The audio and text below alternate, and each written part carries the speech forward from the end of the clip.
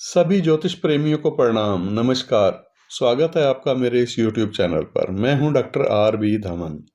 आज की चर्चा है नवतारा चक्र। नवतारा चक्र की गणना कैसे करते हैं और नवतारा चक्र में फलादेश करने की पद्धति क्यों विलक्षण है। क्या विशेषताएं हैं इस पद्धति में।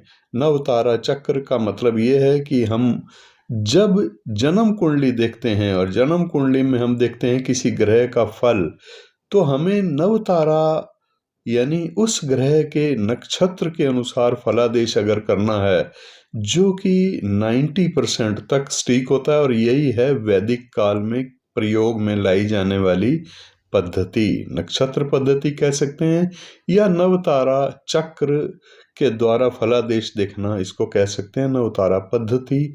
इसको माना जाता है। नवतारा पद्धति एक ऐसी फलादेश की पद्धति है जो किसी ग्रह की दशा या अंतरदशा के द्वारा फलादेश करने वाली पद्धतियों में सर्वश्रेष्ठ मानी जाती है। वैदिक काल में इसी नक्षत्र पद्धति का प्रयोग नक्षत्र में स्थित किसी ग्रह के फलादेश करने के लिए किया जाता था, और इस पद्धति से ग्रह की दशा का सटीक और सूक्ष्म फलादेश प्राप्त किया जा सकता है। यही इस पद्धति की विशेषता है और यही इस पद्धति में विलक्षणता है। आज इस वीडियो में हम नवतारा फलादेश पद्धति पर विस्तार पूर्वक चर्चा करने जा रहे हैं। परंतु नवतारा पद्धति का फलादेश जानने के लिए वैदिक ज्योतिष का प्रारंभिक ज्ञान होना बड़ा जरूरी है। थोड़ा बहुत ज्ञान वैदिक पद्धति से फलादेश करने का होना जरूरी है, जिसमें सभी नक्षत्रों के नाम का ज्ञान होना भी जरूरी है और इनकी क्रम संख्या के साथ किस नक्षत्र में जन्म होने से किस ग्रह की महादशा पहली होती है, या कह सकते हैं कि किस ग्रह की महादशा आरंभ होती है। दशा क्रम क्या होता है ये भी पता होना जरूरी है। ये 2-3 बेसिक चीजें हैं, इनका अगर पता है तो फिर बड़ा आसान होगा आपको नवतारा पद्धति को समझना, नवतारा चक्र के फलादेश पद्धति को समझना, जो कि विलक्षण और 90% तक बिल्कुल सटीक फलादेश इससे प्राप्त होता है।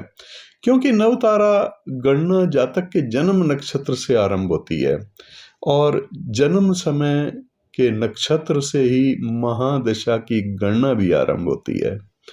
गणना भी जो महादशा या अंतरदशा की गणनाएं हैं वो भी नक्षत्र के अनुसार होती हैं, और नवतारा पद्धति का संबंध भी नक्षत्रों से है। इसलिए ये बहुत ही महत्वपूर्ण है फलादेश करने के लिए। नवतारा का सीधा अर्थ ये है कि 27 नक्षत्र और 9 ग्रह, क्योंकि 27 नक्षत्रों के स्वामी 9 ग्रह होते हैं। नक्षत्र 27 होते हैं और ग्रह 9 होते हैं। इसी कारण से हर ग्रह के हिस्से में 3-3 नक्षत्र आते हैं, और या फिर ये कह सकते हैं कि हर एक 3 नक्षत्रों के स्वामी एक ही ग्रह होते हैं। किसी भी नक्षत्र का स्वामी ग्रह फिक्स होता है, हमेशा एक ही होता है, और हमेशा वही ग्रह नक्षत्र का स्वामी माना जाता है। उसी ग्रह की ही दशा पहली दशा होती है जिस नक्षत्र में हमारा जन्म होता है। अब नवतारा को जानना होगा तो हमें ये 9 तारा यानी 9 ताराओं के नाम भी जानने होंगे। 9 ताराओं में पहला जो तारा होता है यानी प्रथम तारा जो होता है उसको कहते हैं जन्म तारा, और दूसरा संपत तारा, तीसरा विपत तारा, चौथा क्षेम तारा। इसी तरह से 5वां जो नवतारा होता है वो है प्रत्ययरी तारा, छठा साधक तारा, 7वें को कहते हैं वध तारा, और 8वां मित्र तारा, 9वां अति मित्र तारा। ये ताराओं के नाम हैं, और ये नाम नक्षत्रों के आधार पर फिक्स हैं, क्योंकि जो भी जन्म का नक्षत्र होगा वो प्रथम तारा या जन्म तारा ही कहलाएगा, और दूसरा संपत तारा, तीसरा विपत तारा, इस क्रम से वो सभी ताराओं के नाम हैं। जन्म तारा का स्वामी हमेशा चंद्रमा ही होता है, ये याद रखना होगा, और संपत तारा का स्वामी हमेशा मंगल होता है, विपत तारा का स्वामी राहु, क्षेम तारा का बृहस्पति, और इसी तरह से प्रतेरी तारा का शनि ग्रह होता है स्वामी। साधक तारा का बुध और वध तारा का केतु होता है। मित्र तारा का शुक्र और अति मित्र तारा का हमेशा सूर्य ही स्वामी होता है। अश्विनी नक्षत्र से लेकर के और रेवती नक्षत्र कर। तो इस वीडियो को अगर कोई नए दर्शक हैं और ज्योतिष में उनको इंटरेस्ट है तो उसको समझने के लिए सामने एक चक्र में दिखा रहा हूँ। नक्षत्रों का नाम याद रखने के लिए हम 3 लाइनें बना लेते हैं। 27 नक्षत्रों को अगर हम 3 जगह पर डिवाइड करते हैं तो 9 नक्षत्र एक लाइन में आ जाएंगे। जैसे अश्विनी नक्षत्र से हम आरंभ करते हैं तो अश्विनी, भरणी, कृतिका, रोहिणी, मृगशिरा, आर्द्रा, पुनर्वसु, पुष्य और अश्लेषा, ये 9 नक्षत्र हो जाते हैं और इन 9 नक्षत्रों की एक लाइन बन जाती है। इसके बाद दूसरी लाइन है मघा नक्षत्र, पूर्वा फाल्गुनी, उत्तरा फाल्गुनी, हस्त, चित्रा, स्वाति, विशाखा, अनुराधा और ज्येष्ठा, ये दूसरी लाइन के 9 नक्षत्र हुए। तीसरी लाइन में मूल, पूर्वाषाढ़ा, उत्तराषाढ़ा, श्रवण, धनिष्ठा, शतभिषा, पूर्वा भाद्रपद, उत्तरा भाद्रपद और रेवती। इस तरह से यह 27 नक्षत्र पूर्ण हो जाते हैं। अब यहाँ इस चार्ट में अगर आप देखेंगे तो अश्विनी नक्षत्र के नीचे दूसरा जो नक्षत्र है वो है मघा, यानी ये 10वां नक्षत्र होगा मघा। इसी तरह से तीसरी लाइन में आपको मूल नक्षत्र मिलेगा।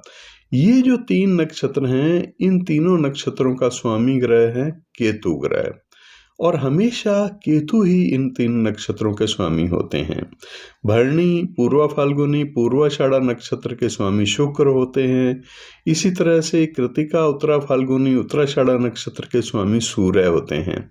रोहिणी, हस्त, श्रवण के चंद्रमा स्वामी होते हैं। मृगशिरा, चित्रा, धनिष्ठा के स्वामी मंगल होते हैं। आर्द्रा, स्वाति और शतभिषा नक्षत्र के स्वामी हमेशा राहु होते हैं।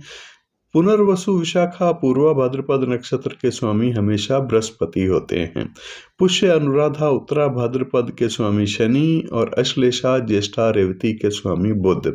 स्वामी से मतलब यह है कि इन्हीं, जैसे मृगशिरा है या चित्रा है या धनिष्ठा है, इन 3 नक्षत्रों में से किसी भी नक्षत्र में अगर जातक या जातिका का जन्म होता है तो मंगल ग्रह की महादशा आरंभ, यानी पहली महादशा उसकी मंगल ग्रह की होगी।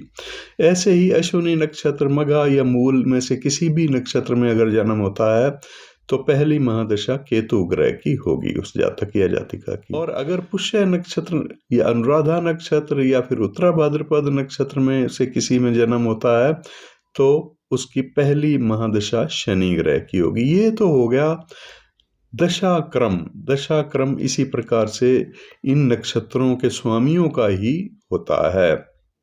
लेकिन नवतारा के स्वामी से इसका कोई मतलब नहीं। और दशाक्रम या फिर नक्षत्रों के स्वामी ग्रह ये फिक्स हैं, ये कभी बदलते नहीं हैं। लेकिन नवतारा चक्र को अगर हम देखते हैं, जैसा कि अब आपको दिखाई दे रहा है सामने स्क्रीन पर, तो इसमें अब हम समझते हैं नवतारा चक्र को। नवतारा चक्र में सबसे पहला होता है जन्म तारा, और जन्म तारा होती है जो हमारा जन्म का नक्षत्र होता है उसको ही कहते हैं जन्म तारा। वो पहली तारा, 9 ताराओं में पहली तारा।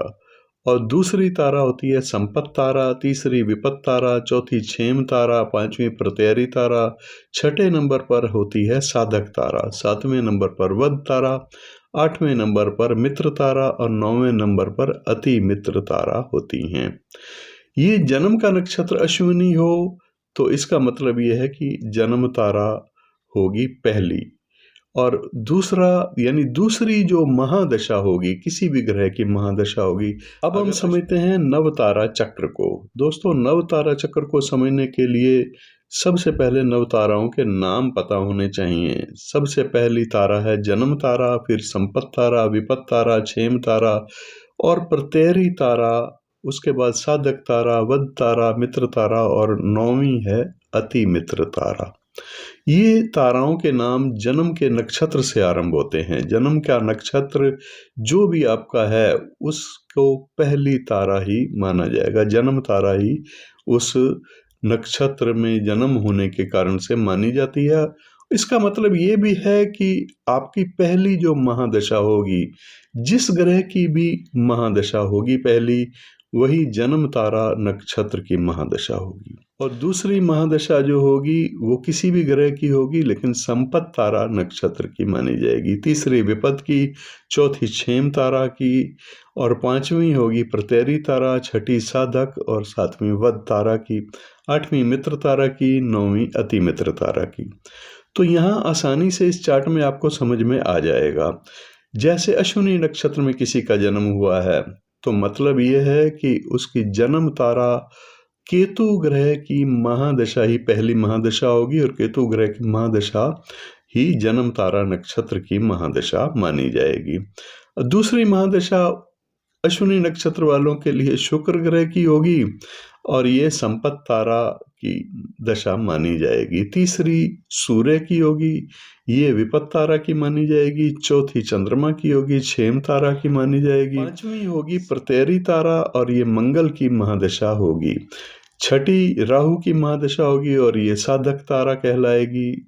सातवीं गुरु ग्रह की महादशा होगी, वो वध तारा कहलाएगी।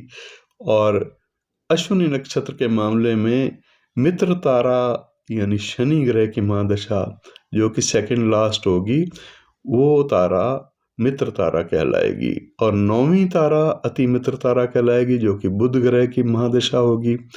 तो ये महादशा हर कुंडली के अंदर 9 होती हैं, 9 महादशाएं होती हैं, 9 ही अंतर्दशाएं होंगी। हर महादशा में 9 ग्रहों की ही अंतर्दशा होती हैं। तो यहाँ पर अश्विनी के लिए भी यही क्रम है, मघा के लिए भी यही। नवतारा जो है केतु की महादशा से स्टार्ट होगी, मूल में भी यही है, क्योंकि तीनों नक्षत्रों का स्वामी केतु ही है, और केतु ग्रह की ही महादशा पहली महादशा इन 3 नक्षत्र वालों की होती है।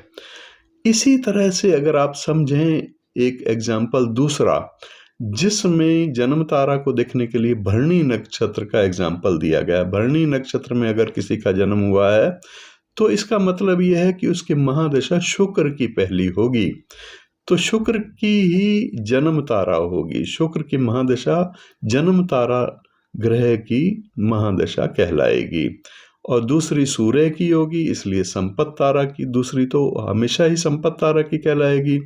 तीसरी विपत तारा कहलाएगी, और वो होगी इस मामले में चंद्रमा की। भरणी नक्षत्र के मामले में चंद्रमा की महादशा तीसरी होगी, जो कि विपत तारा नक्षत्र की दशा होगी।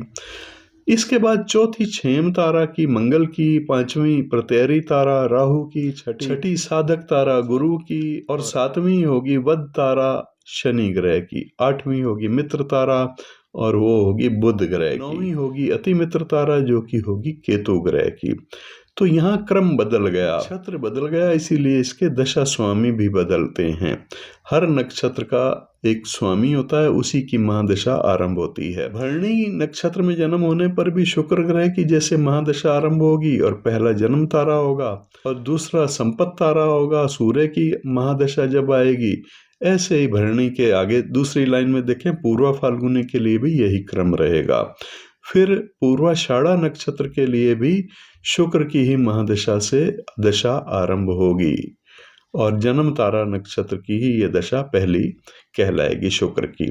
दूसरी, इन तीनों नक्षत्रों में से किसी में भी जन्म हुआ है, संपत तारा की कहलाएगी, और वो सूर्य की महादशा होगी।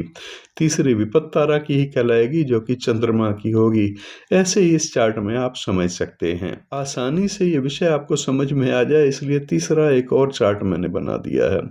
यहाँ आप देखें ये कृतिका नक्षत्र से आरंभ होता है, तो इसका मतलब ये है कि कृतिका नक्षत्र में जिसका जन्म हुआ है, या फिर उत्तरा फाल्गुनी नक्षत्र में भी किसी का जन्म हुआ है, या उत्तराषाढ़ा नक्षत्र में ही किसी का जन्म हुआ, तीनों नक्षत्र वालों के लिए सूर्य की महादशा पहली महादशा होगी। और फिर इसका जो तारा होगी वो जन्म तारा ही कहलाएगी। दूसरा जो महादशा होगी वो चंद्रमा की होगी, इन 3 नक्षत्र वालों में से किसी भी नक्षत्र वाले की, और ये संपत तारा की दशा कहलाएगी। संपत तारा नक्षत्र की दशा होगी। तीसरी विपत तारा की होगी, जो कि मंगल की होगी। चौथी क्षेम तारा की होगी, जो राहु की होगी। ऐसे ही पांचवी प्रत्यरी तारा की होगी जो कि बृहस्पति की होगी, साधक तारा की होगी छठी जो कि शनि ग्रह की होगी, और वध तारा 7वीं होगी जो कि बुध की होगी, मित्र तारा 8वीं होगी जो केतु की होगी, और अति मित्र तारा शुक्र की होगी, और वो होगी 9वीं महादशा।